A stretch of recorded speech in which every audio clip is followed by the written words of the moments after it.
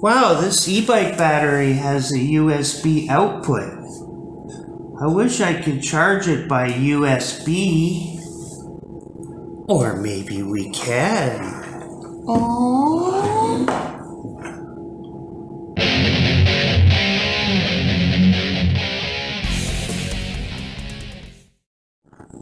Okay, so what do we have here?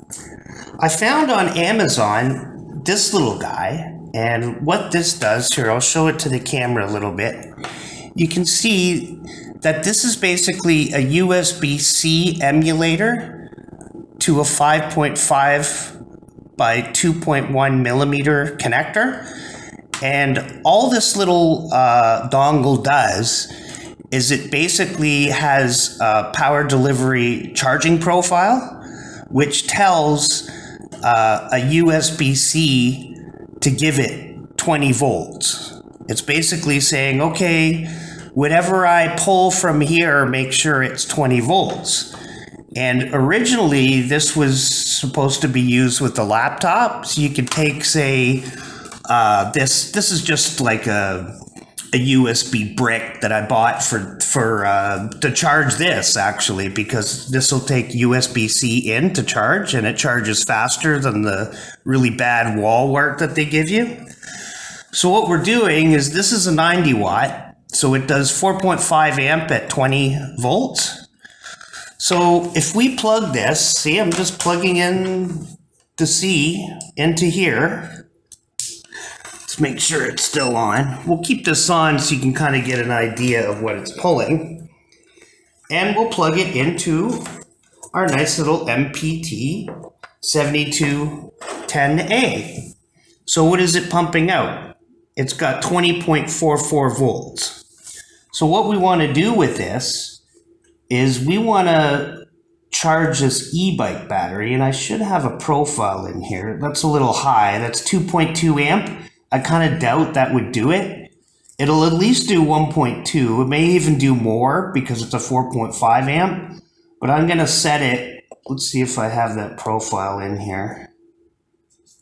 No, I don't. Okay, well, we'll just go back and I'll just set it.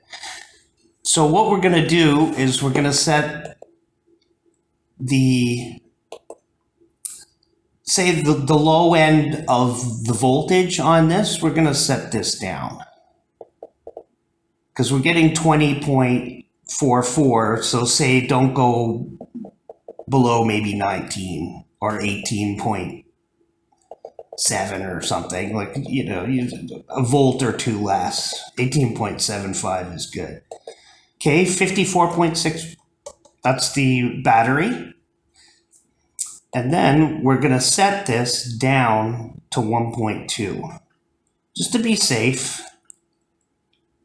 I know it can probably do more, but we're just doing this for demonstration purposes. So what it's going to do is it's going, here, now I'll even save the settings for fun. So what it's going to do is it's going to take the power from this USB-C and the adapter that it comes with, and it's going to power this unit to charge this up. So let's stick it in. Hold on a second. There we go. So now it's in there, so let's hit OK. And now it's going to start to charge. It should pump out around 70 watts or so.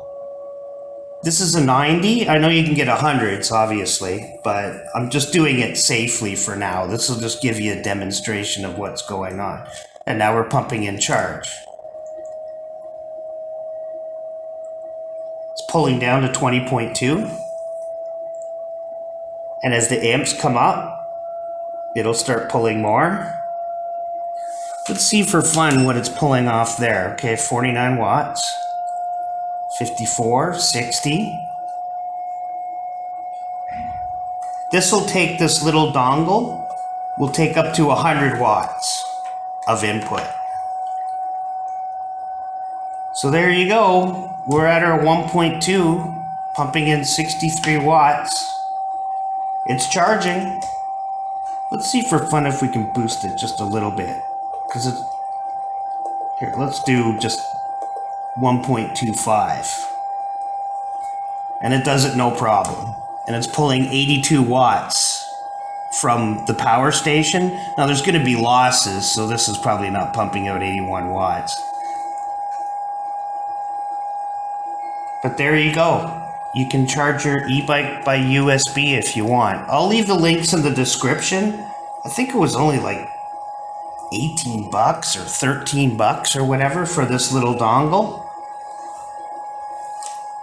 As you can see, it's charging, no problem. It's pulled down to 19.67. I bet you I could pump it up a little, even a little more, but I'm doing 1.25 amps. The 2 amp charger they give you generally does about 1.5, and then at the height it does 1.8. So we're not charging that much slower than the silly charger that they give you with this. And this will charge it right up to 100%. All right, there you go.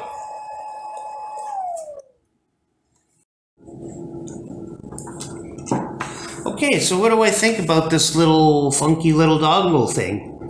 I think it's kind of a nifty device, actually, because this is designed for laptops. Like, remember when I did the tests before that I had that little dinky HP laptop power supply? This can replace it. So if you have problems trying to find a 5.5 by 2.1 input or a laptop supply so that you can actually charge your laptop, you can just replace it with this and use USB-C. Now, however, there are limitations to this. It needs to have a 20 volt input. So the lowest USB-C charger you can put on here is going to be 60 watts because that's 3 amp times 20. It has to be at least 20 volts. For example, I have a Elecanta 120 watt solar panel, which has a 45 watt power delivery port out on it. I can't use it with this. It doesn't have enough juice. Also, whatever you're trying to pump out on the end here, it has to have more power than what is going to be pumping out here. Like, I can't put a 60 watt on here and then expect it to pump out 100 watts. It doesn't work like that. So with this little dongle, it's very cheap. It's like 18 bucks. It's a very nifty little device, especially if you're trying to charge a laptop or something. Now, I'm using it obviously for crazy purposes, but if you just wanted to have like, oh, I want to get rid of the power bricks, I have like 100 of them, I just want to have USB-C across the board, you can just bring this with you. Instead of having a big brick, like, you know, that little HP power brick, you just got this cable and you stick it in there because, you know, you have one brick and that may be 100 watt USB-C, and that'll power all your stuff. It'll charge your phones, charge your laptop, charge your e-bike. You can charge anything with it.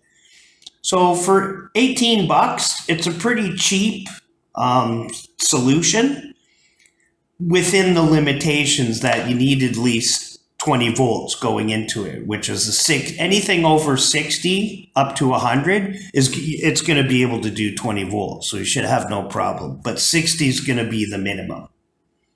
So I think it's a fun little device and it might be something you might be interested in. All right, thanks. Bye.